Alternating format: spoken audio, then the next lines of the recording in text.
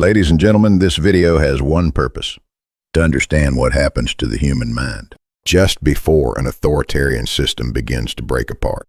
Not only politically, psychologically, because history shows us something disturbing. Dictatorships rarely collapse in a calm or orderly way. Before the collapse comes a transformation of emotion. And once that transformation reaches a certain point, conflict stops being optional. It becomes structural. Today, we're going to examine that turning point. Fear changes shape. At the beginning of authoritarian rule, most people remain silent. Not because they agree, because they are afraid. They think, what if I get arrested? What if I lose my job? What if my family suffers because of me? So they adapt. They lower their voices. They avoid attention. This is the psychology of survival.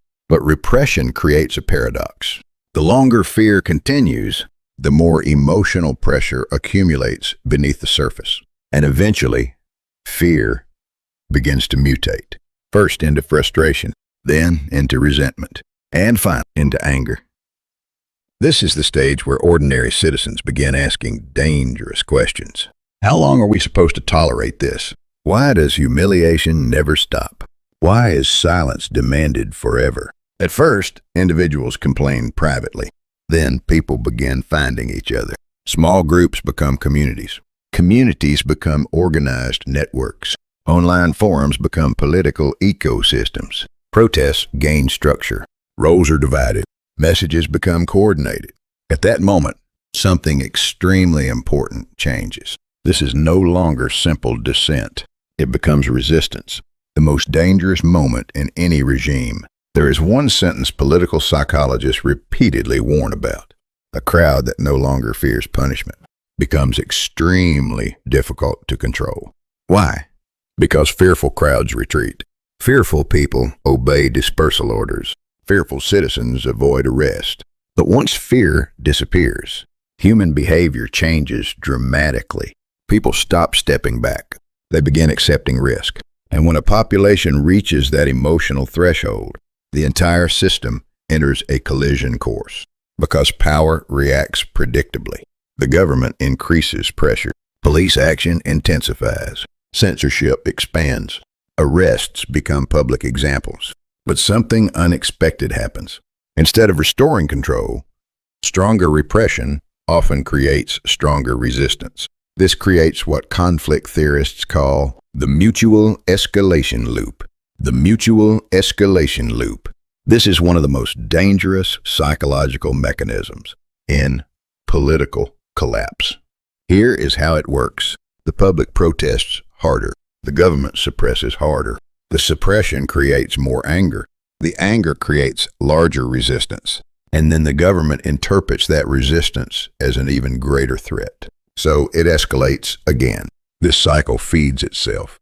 Each side unintentionally radicalizes the other. And eventually, neither side believes retreat is possible. Citizens think, if we stop now, repression will become permanent. The ruling power thinks, if we stop now, the regime is finished. This is the critical point. Both sides lose the incentive to de-escalate. And once that happens, small confrontations begin transforming into major instability. Peaceful demonstrations become physical clashes. Targeted arrests become mass detentions. Security operations become violence. At this stage, society is no longer experiencing ordinary political disagreement. It becomes a conflict system. Why violence accelerates. One of the greatest misunderstandings about political violence is the belief that only one side creates it. History suggests otherwise. Violence often grows through reciprocal escalation. Each side sees itself as defensive. Each side sees the other as dangerous. Each reaction justifies the next reaction. Psychologically, this creates moral hardening. Empathy declines. Fear mixes with anger. Compromise starts looking like betrayal. And once groups enter that emotional state, extreme actions suddenly begin feeling reasonable. That is why societies approaching collapse often appear irrational from the outside. But internally, the emotional logic feels completely justified to both sides. The threshold point. Now we arrive at the final warning stage, the threshold point. This is not ordinary tension anymore. This is the stage where reversal becomes extremely difficult. Political systems can survive criticism. They can survive protests.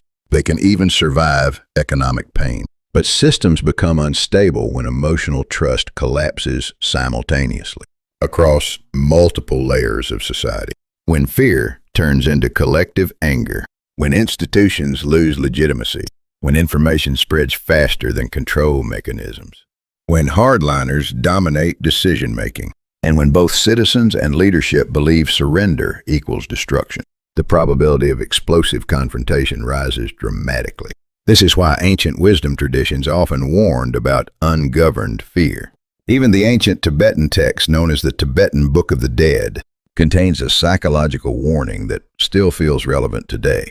Those who cannot face fear directly often become agents of greater destruction. Fear denied becomes rage. Rage uncontrolled becomes collision. And collision, if continuously amplified, can consume entire nations.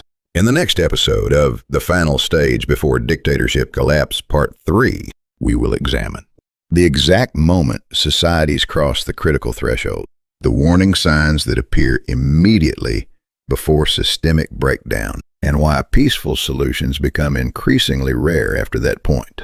If you want to continue exploring the psychology of power, collapse, and mass behavior, please subscribe, share this video, and join us for the next lecture.